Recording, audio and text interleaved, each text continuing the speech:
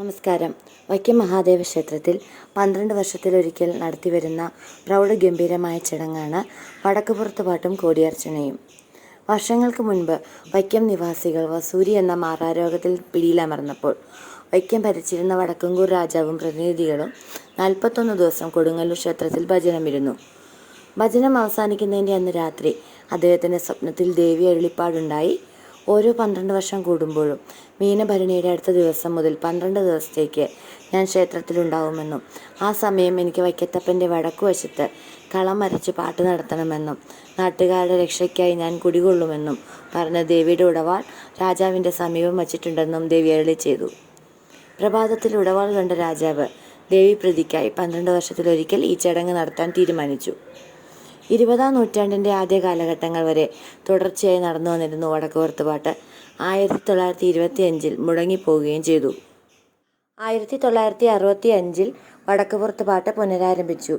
1977 1989 2001 പൂർവാധികം ഭംഗിയായി ആഘോഷിച്ച വടക്കുപുറത്ത് പാട്ട് തുടർച്ചയായി 5-ാം പ്രാവശ്യം 2013 വിശേഷാൽ കോടിയർച്ചനയോടുകൂടി ആഘോഷിക്കുകയാണ് ഉണ്ടായത്.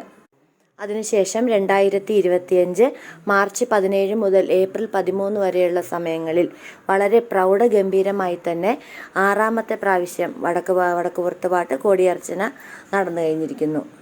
വടക്കുപുറത്ത് പാട്ടിൻ്റെ ആദ്യ ചടങ്ങായ കാൽനാട്ട് കർമ്മം വടക്കുപുറത്ത് പാട്ട് ആരംഭിക്കുന്നതിന് 41 ദിവസം മുൻപാണ് നടക്കുന്നത്.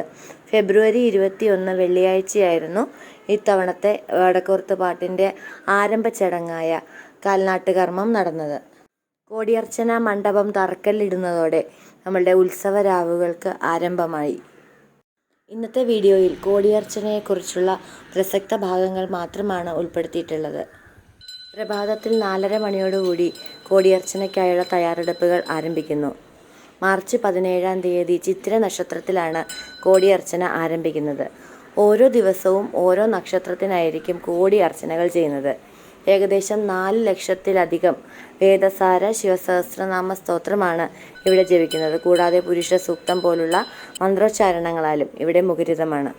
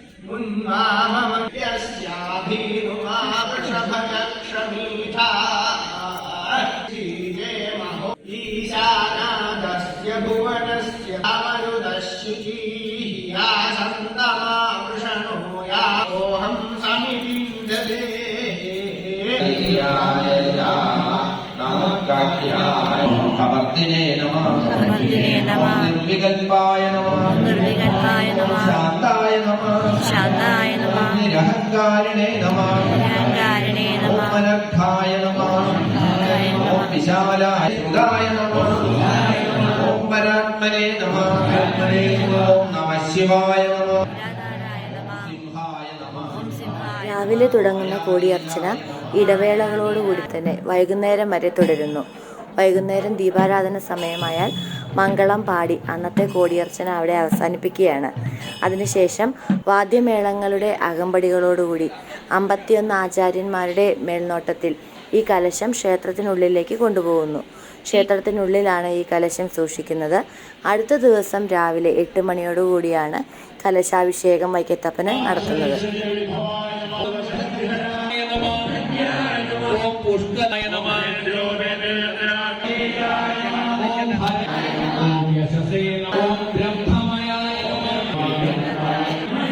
ഷഡ്വികാരരഹിതായ പ്രവർത്തിനേ നമഃ.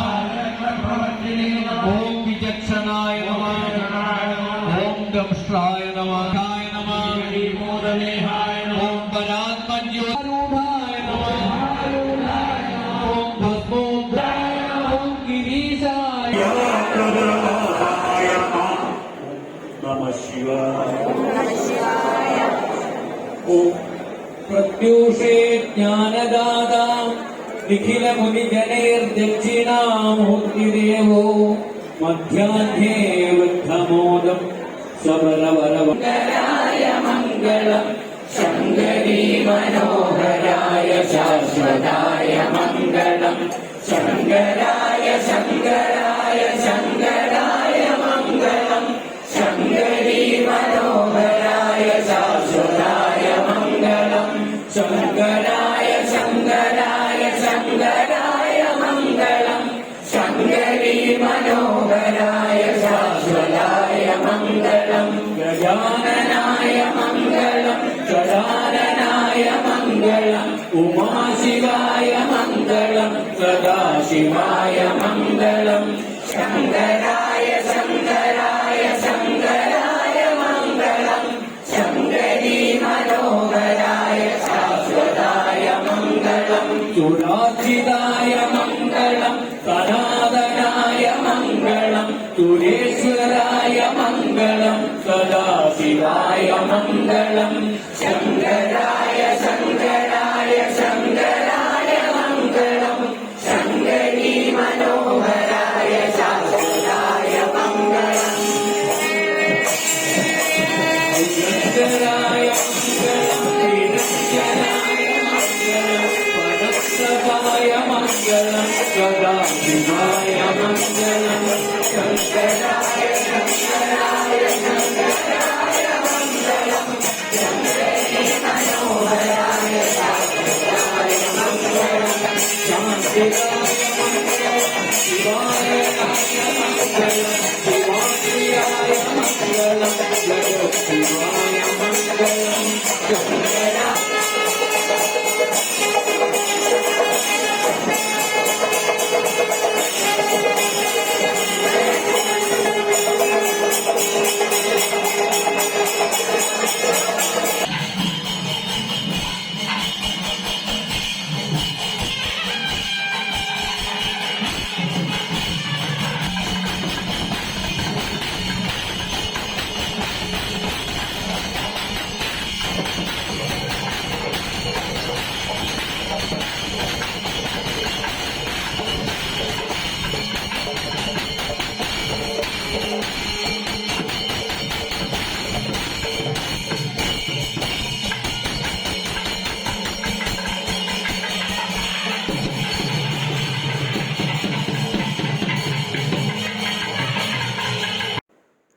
ഏപ്രിൽ 12-ാം തീയതി അത്തം നക്ഷത്രത്തിലാണ് കോടിയർച്ചന പര്യവസാനിക്കുന്നത്.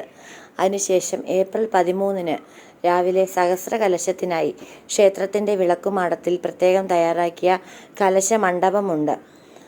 മഹാദേവ ക്ഷേത്രത്തിലെ കോടിയർച്ചനയുടെ ചടങ്ങുകൾക്ക് സമാപനം ഞായറാഴ്ച പുലർച്ചെ നടക്കുന്ന സഹസ്ര കലശത്തിനായി അപൂർവമായ ചെങ്ങഴിനീർ പൂവ് ക്ഷേത്രത്തിൽ എത്തിച്ചു. സഹസ്ര കലശത്തിൻ്റെ പ്രധാന ഖണ്ഡബ്രഹ്മത്തിൽ വയ്ക്കാനുള്ള പൂവാണിത്. പാലക്കാട് തൃത്താല മലമേൽക്കാവ് അയ്യപ്പ ക്ഷേത്രത്തിൽ നിന്നാണ് വൈക്കം മഹാദേവ ക്ഷേത്രത്തിലേക്ക് ഈ പൂവ് എത്തിക്കുന്നത്. അവിടെ കുളത്തിലാണ് ഈ പൂവുള്ളത്. സഹസ്ര കലശം നടക്കുന്ന വിവരം മലമേൽക്കാവ് അയ്യപ്പ ക്ഷേത്രത്തിൽ പൂവ് വേണ്ടതിന് തലേ ദിവസം ദീപാരാധന കഴിഞ്ഞ് അറിയിക്കണമെന്നാണ് ചടങ്ങ്. അവിടെ നടപ്പണം സമർപ്പിച്ച് പ്രാർത്ഥിക്കണം. പിറ്റേന്ന് അവിടുത്തെ ശീവേലിക്ക് ശേഷം മേൽശാന്തി കുളത്തിലിറങ്ങി പൂവ് പറിച്ചെടുക്കും.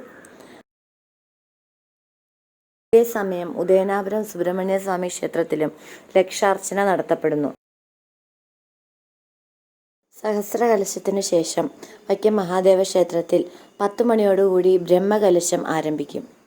കലശവുമായി തന്ത്രിമാർ വാദ്യമേള അകമ്പടികളോടുകൂടി ക്ഷേത്രത്തിന് ഒരു പ്രദക്ഷിണം വയ്ക്കുന്നു. അതിനുശേഷം ഭഗവാന് കലശാഭിഷേകവും നടത്തുന്നു. ഇന്നത്തെ വീഡിയോ നിങ്ങൾക്ക് ഇഷ്ടമായാൽ ചാനൽ ലൈക്ക് ചെയ്യാനും ഷെയർ ചെയ്യാനും സബ്സ്ക്രൈബ് ചെയ്യാനും മറക്കരുത്. കൂട്ടത്തിൽ ബെല്ലൈക്കൺ കൂടി പ്രസ് ചെയ്താൽ ഞാൻ ഇനി ഇടുന്ന വീഡിയോയുടെ നോട്ടിഫിക്കേഷൻ നിങ്ങൾക്ക് ലഭിക്കുന്നതായിരിക്കും. അപ്പോൾ ഇതിൻ്റെ പാർട്ട് 2വുമായി വീണ്ടും വരാം. നന്ദി, നമസ്കാരം.